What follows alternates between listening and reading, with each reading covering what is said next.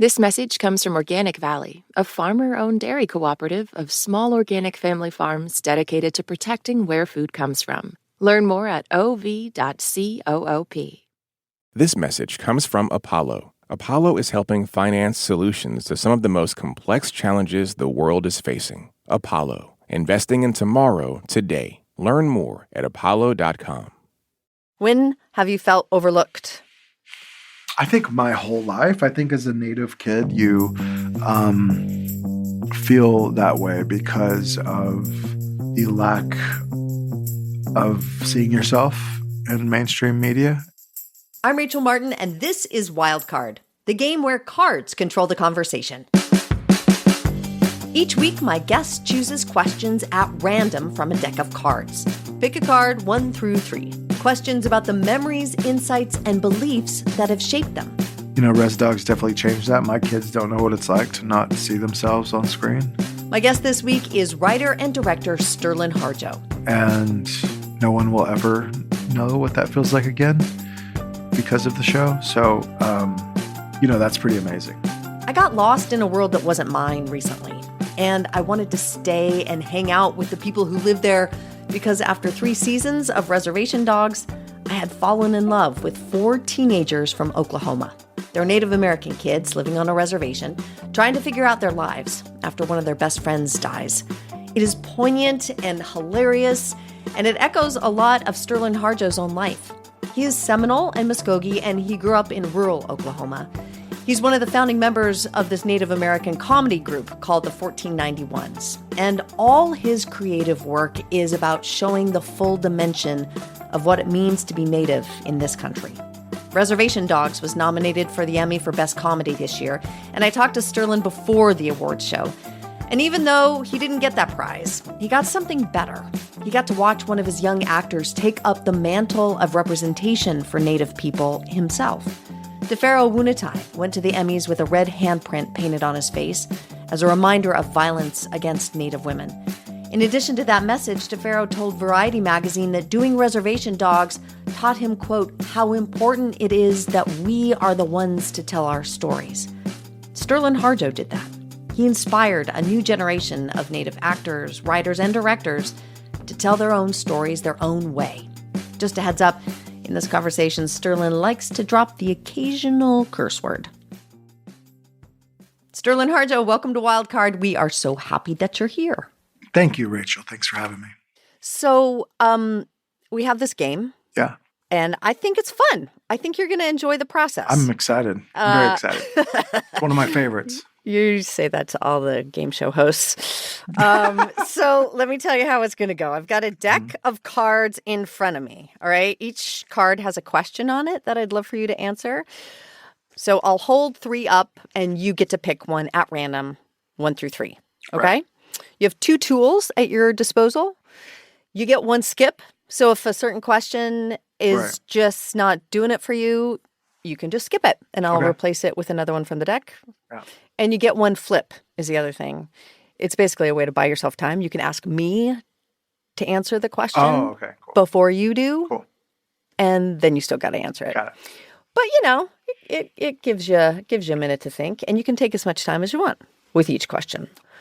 We're breaking it up into 3 rounds, a few questions in each round, and we'll get deeper as we go. Awesome. Does that sound okay? Yep. All right, let's go.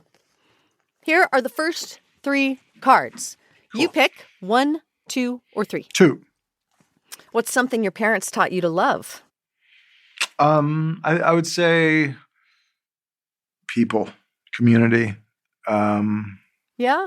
They were both, both of them are very if you were to talk to people in my hometown, there's a lot of love for my parents. And I think it's because, my dad was a martial arts instructor. And so a lot of kids came through and took his classes. And then he worked at the school and worked with a lot of students, Native students in particular. And then my mom was like the type of person to, when someone passed away, even if we didn't know them well, weren't related, she would take them food and make sure that they were taken care of. And a lot of times she would take me with her. So yeah, I think they taught me how to love community and be a part of that, be a loving branch of community. It's one thing to like go with your mom when she does that, but when did it click for you? Oh, now it's on me. Like now I don't have my mom to do this. It's on me to extend this. It's on me to love people through action. I remember at one point when I was a freshman in college, I had a job at a barbecue restaurant, and I was a server, and it was called Bob's Barbecues in Norman, Oklahoma. And I was a server, and then to make extra money, I would just dress up in a pig suit and wave at people on the highway. And it was $8 an hour, which was like big then. And my friend's dad died, and I just remember thinking, well, this job and sort of regular society does not support what I need to do. So I need to just leave it. So I quit my job that day, and I went back to my hometown and just changed my whole life and kind of was there for my friend. Can I ask more about that? Sure. You were working at the barbecue and you did the pig shift every once in a while, but presumably you were working towards something, or? I mean, I was in school-ish. And I mean, here's the longer version. So we were like in love. Her dad died. She was in school out of state. I quit my job to be with her. We ended up moving to Oregon together. And that's when I decided I wanted to be a filmmaker. And we moved back. A kid later, had a kid. So that's a go. good longer version. Yeah. Wow. Okay. 3 more cards. Cool. You pick 1, 2, 3. 3.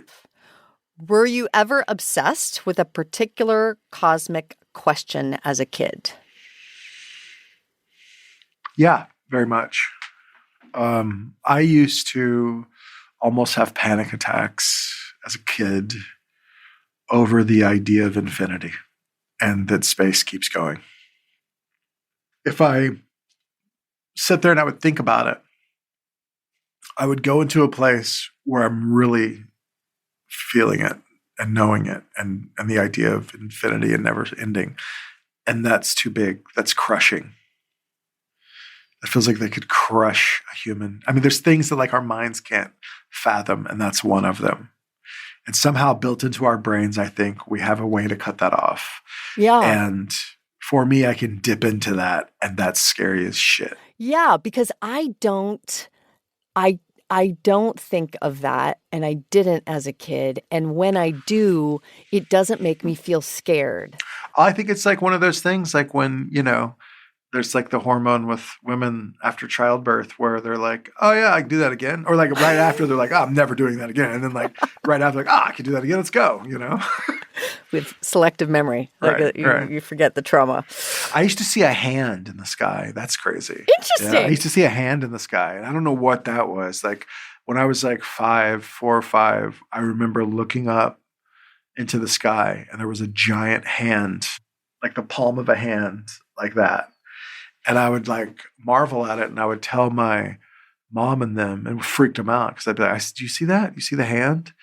And they would be like, "What?" And I'd be like, "There's a hand in the sky. Do you see it?"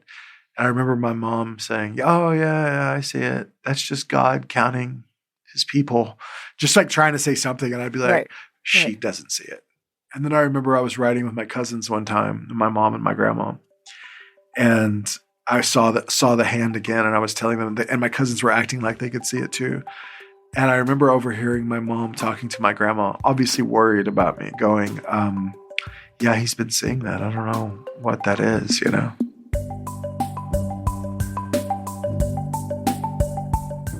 Coming up, Sterlin talks about what gets sacrificed when there's not enough time for a career, kids, friends, and a meaningful relationship.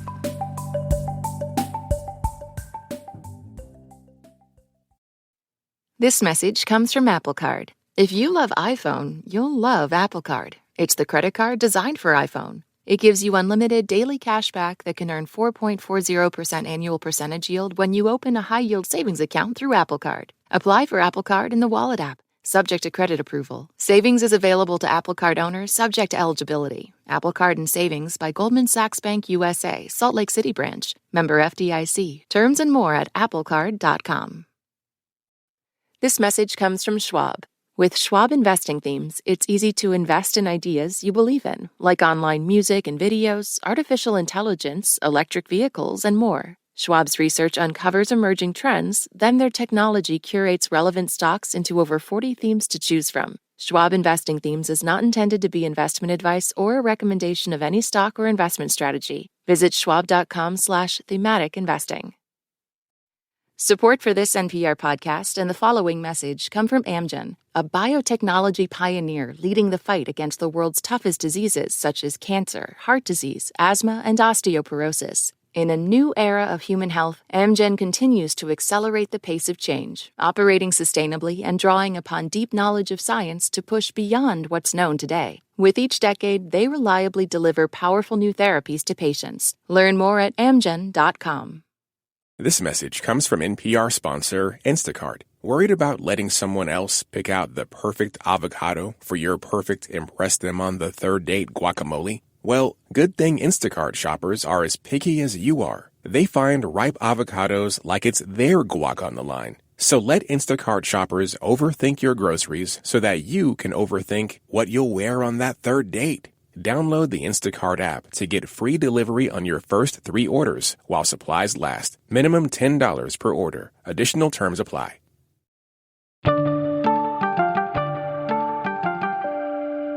So this is the point in the show before we move on with game where we talk about what you're working on creatively right now. And I guess my question is how, because if it wasn't clear, I fell in love with Reservation Dogs. How has the legacy of that show shown up in your future creative projects? I mean, it'll always be a part of it, but nothing will be that, though. Like, it was amazing. And the pressure and the putting everything into it. Sometimes I feel like, wow, I did the thing that I wanted to do. Now what? But now it's kind of like, now I just play and have fun. I just made a pilot, and it's with Ethan Hawke and Keith David, Kyle MacLachlan, Tim Blake Nelson, lots of folks. And it's a noir set in Tulsa. Very excited about that. So we'll be shooting that next year. But I see it in other people's work. Like other Res Dogs in other people's work. Yeah, people that worked on the show. That's cool. I see it branching off into other people's work. Yeah. People that were there and part of it. And that's cool because it's not ending. It's part of why I ended the show is like all these people need to make their own stuff. And it's like now it's sort of branching out into other things. That takes discipline though, to know, it's time for all these other people to go out. We can't just keep doing this. There's lots of shows that keep going on for many seasons, Sterlin. I mean, you can't be selfish to do that, but also it's kind of punk rock too, which I like doing things that are unorthodox and not expected. Okay, so we are moving on. Round 2. Okay, 3 new cards. 1, 2, or 3? 2. What makes you irrationally defensive? Anyone hurting my family or people that I love. Yeah. Maybe that's rational. I think that's rational. Okay, here's a funny one. With my kids, and not to throw any race under the bus or anything like that, but it happens to always be an older white woman that does this. I'll be pushing a cart at Whole Foods, and my kids, they're kids, they run around. And let's say it doesn't matter their race, but a social class probably. The kids are running around, and the lady would be pushing a cart fast, and the kids run out in front of them, and they stop and huff, and the woman huffs and puffs and like rolls her eyes. Here's the thing that I do, and I feel like Larry David when I do this, but a thing that I do, and I've done it for a long time, is I talk really loud to my kid, and I point at the woman, and I say, guys, do you see what you've done? You've ruined her day. You have ruined this woman's day, and she's never going to recover from it. And I say it where they can hear me, and I'm pointing at her, and then they shuffle off and whatever, Another thing, I hate when people are in a hurry at the grocery store. Same type of human. And they're in a hurry and they're going way too fast in a grocery store. And so I will make like lamb noises at them, or like bah? Yeah. Like I'll do that really loud as they go by, or I'll go I'll say zippity doo, or like beep beep really loud as they go by, just to make them feel uncomfortable for going so fast. There's no point in going that fast in a grocery store. So those are things that I do. It's funny to me how when I asked the question, you were like, oh, I don't know, like anyone hurting my family, and then you were like, oh no, I got some irrationally defensive behaviors. Right, for sure. Yeah, that's it. It always happens at Whole Foods.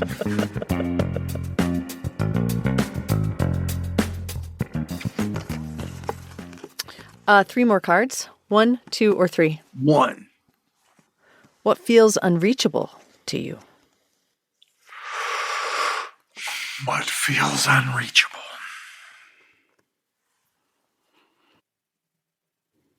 How deep do you get on this show? Feels like a deep question. Yeah, pretty deep. You know what's unreachable, I think, for me, to be honest, is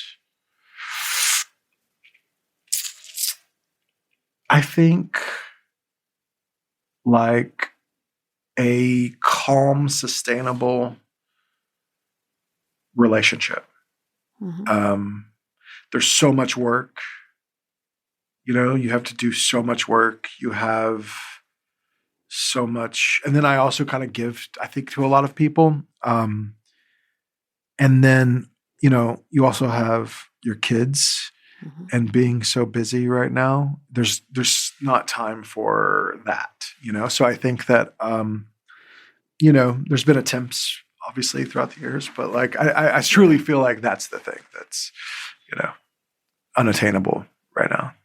It is, and my career doesn't make it easier. So no, I know. I mean, that's the thing. When people, I talk about this all the time with friends or whoever. Like, if you have a career that you love and you're good at, and you had a family and you have kids, they need a lot of. Right. Turns out, kids they need a lot of stuff, right. And they need a lot from you. Right. And then if you are with your partner, then that's another thing that you're trying to cultivate. And for me, I feel like my friendships have fallen dormant, or I haven't invested enough in like friendship, because I don't understand how people have all the things. Right. I recently stopped drinking because it takes up your life, right? Like you're going out having a good time, might have a hangover, which takes up your life. Mm-hmm. And it's like, I work too much. Like I have no time for that. Like I had to sort of dump it. Like the recovery time wasn't worth it. You didn't have the hours in your day. Yeah. Right. Like going to have a good time is easy and fun, but I don't have the hours in a day to sit around and recover from it. This is I probably know how you're going to respond to this, but have you ever thought about, I mean, you're pretty successful now. You can write your calling card. Have you thought about just like taking a little hiatus creatively? Yeah, I mean, I do, but like I can't right now. Like I have, maybe in a couple of years. Because you need to ride the wave? Yeah, like I have projects that have been in the queue, and they're ready to go. And they're getting made now. So I got to see that through, and then, Yeah. And then we'll go on vacation.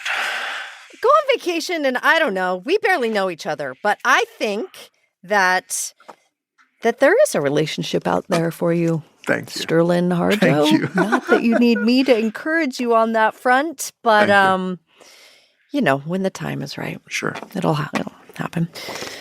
Getting deeper as we go. I'm gonna re-listen to some of the episodes, and it's just all gonna be like bubble gum. No one got deep, and then I'm just like spilling my guts on you, dude. I'm telling you right now. Yeah. That I don't want you to be offended. Right. But we're in mild territory. Cool. You and I, we're right here. All right. Like there are so many other places. Let me put my sunglasses on. Maybe I'll go deeper. Yeah, of vulnerability and exposure. By all means, you do not have to do those things. I'm not pushing anyone into that space. No. Just that the spirit moves you accordingly. Okay? Last question in this round. 1, 2, One. 3, 1. When have you felt overlooked?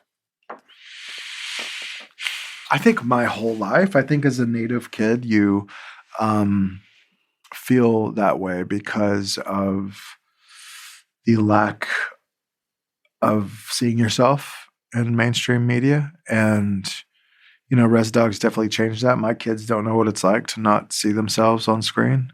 Mm-hmm. And no one will ever know what that feels like again because of the show. So, that's pretty amazing. And,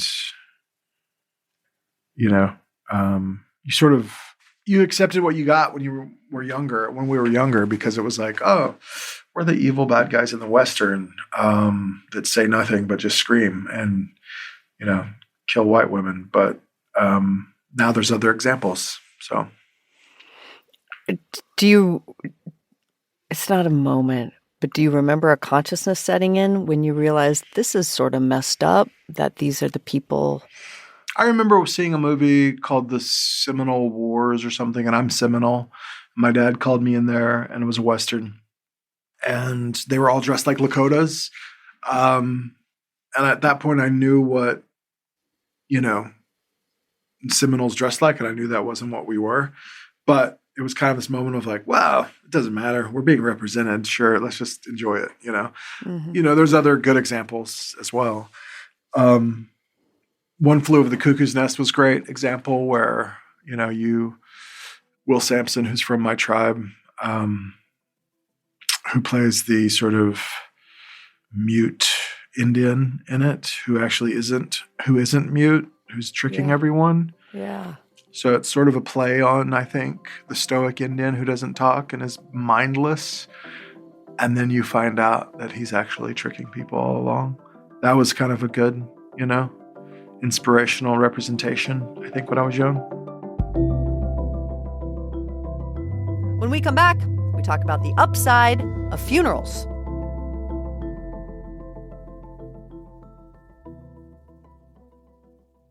This message comes from NPR sponsor Ravensburger. Unwind and challenge your mind with Ravensburger's puzzles. Since 1883, Ravensburger has been the gold standard in jigsaw puzzles. Find your next jigsaw puzzle at your favorite retailer or visit Ravensburger.com.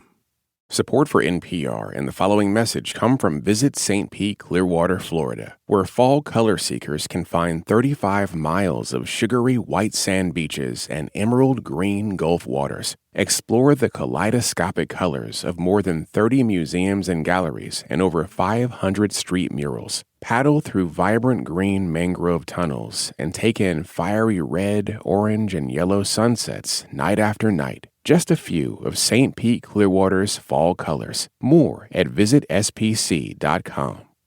Support for NPR and the following message come from Betterment, the automated investing and savings app. CEO Sarah Levy shares how Betterment utilizes tech tools powered by human advice. Betterment is here to help customers build wealth their way. And we provide powerful technology and complete human support where technology can deliver ease of use and affordability, and the people behind that technology can provide advice and guidance. Learn more at Betterment.com. Investing involves risk. Performance not guaranteed. 3 more cards. 1, 2, or 3? 2. Is there anything in your life that has felt predestined? Yes, all of it. Really? Yeah, I feel a little bit sometimes like Forrest Gump in that, like, Forrest Gump was always in these like interesting things. And as far as like Native art and representation and media, I feel like I've been a part of so many little movements in this. And I've been so lucky, and it's been very blessed. Like part of the thing that I did in my 30s, had a comedy group called the 1491s. We've never officially broken up, but we just got jobs. And we toured reservations and did sketch comedy and showed our videos that we would do that were on YouTube, and got paid enough to pay the bills, not a lot. But that was one of the most beautiful times, And it was like we were watching things shift in our universe as far as Native people, like humor coming to everyone and just people being able to laugh with us. And like, that was a really beautiful, beautiful time.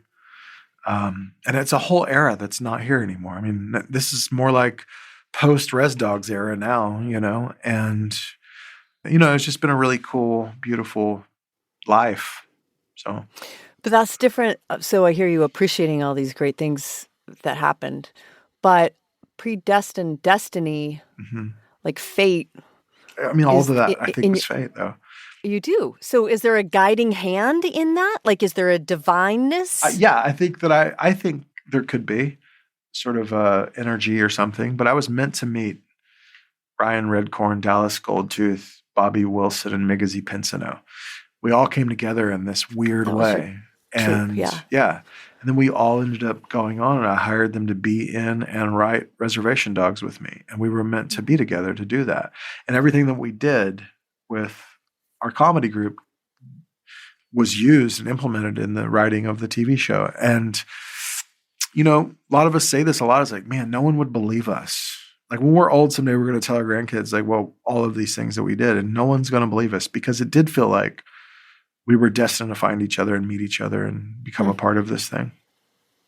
Does that make you feel pretty optimistic about what the rest of this whole thing has in store for you? Life?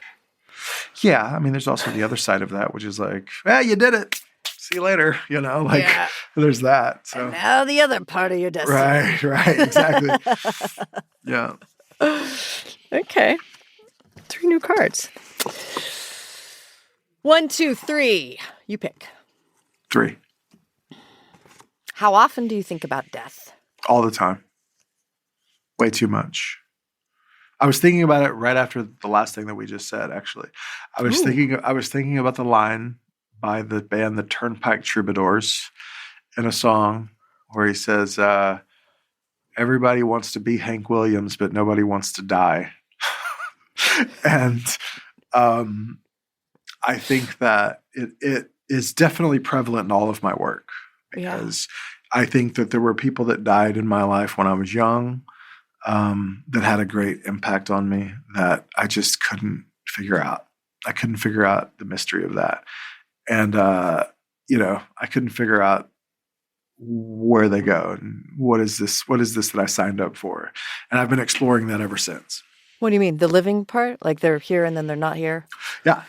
Yeah. Where'd they go? Yeah, where'd they go?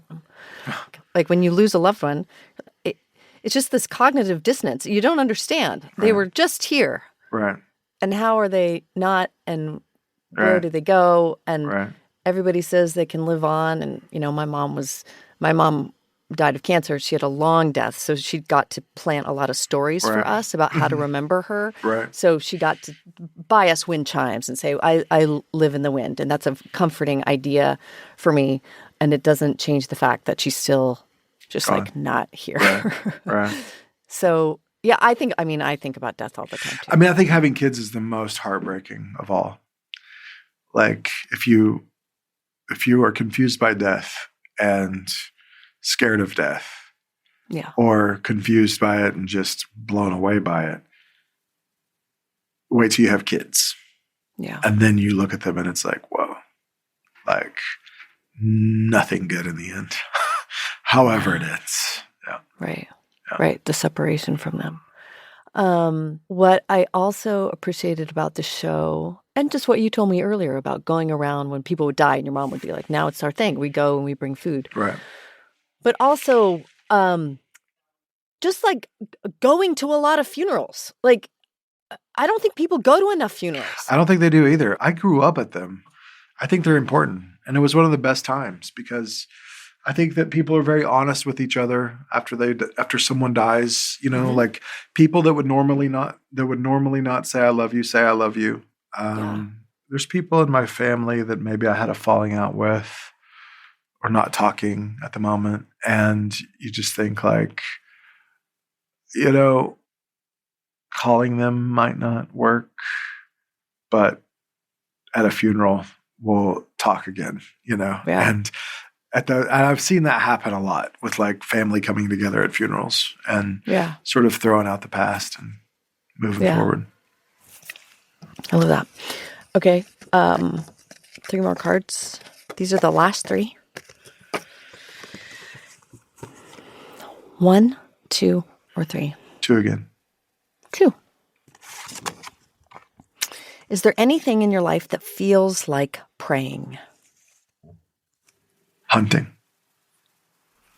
Huh. Yeah. So tell me why.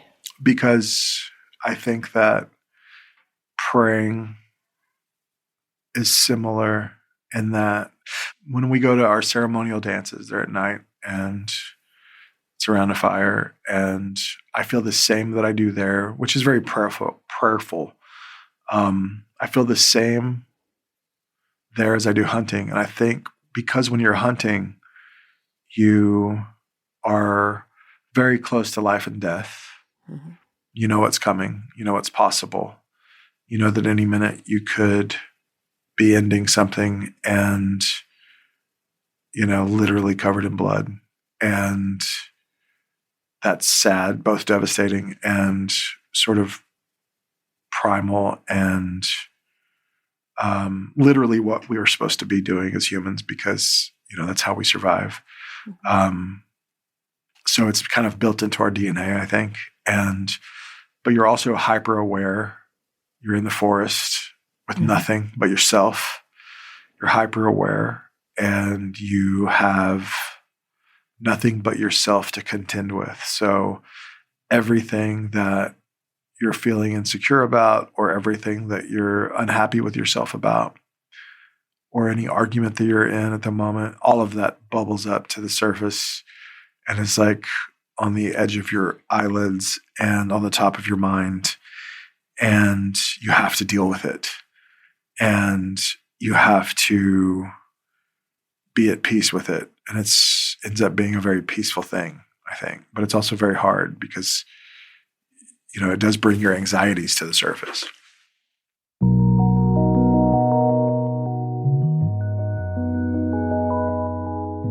So we end the show the same way every time. Okay. And this is how we do it, with a trip in our memory time machine. Yep. You pick a moment from your past that you wouldn't change anything about, but you would just want to linger there a little longer. What do you choose? I would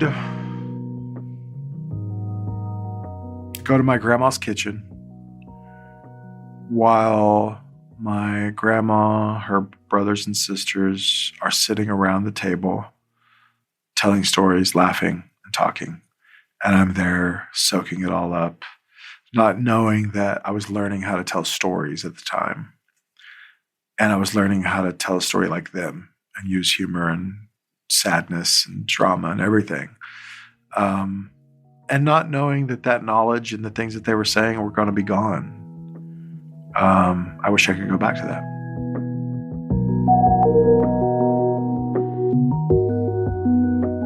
Sterlin Harjo is the creator, writer, and director of Reservation Dogs.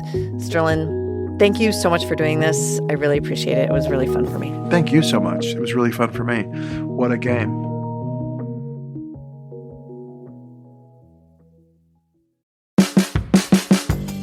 If you want more from Sterlin Harjo, we've got a bonus wildcard question with him for our Wildcard Plus supporters. Sterlin talks about a chapter in his life that went by too fast. Well, I think it probably passed too fast because it was stressful, and I didn't sit and smell the roses because I was working so hard to build this career, that I wish I could go back and really be present sometimes.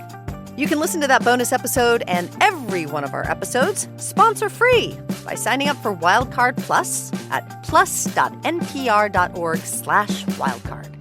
This episode was produced by Ramel Wood with help from Lee Hale. It was edited by Dave Blanchard, fact-checked by Greta Pittenger, and mastered by Carly Strange and Robert Rodriguez. Wildcard's executive producer is Beth Donovan. Our theme music is by Ramteen Arablui. You can reach out to us at wildcard@npr.org. We love it when you do. We will shuffle the deck and be back with more next week. Talk to you then. Support for the following message come from LinkedIn Ads. With LinkedIn Ads, you can reach professionals relevant to your business. Target them by job title, industry, company, and more by launching your next campaign with a free $100 ad credit at linkedin.com/results. Terms and conditions apply.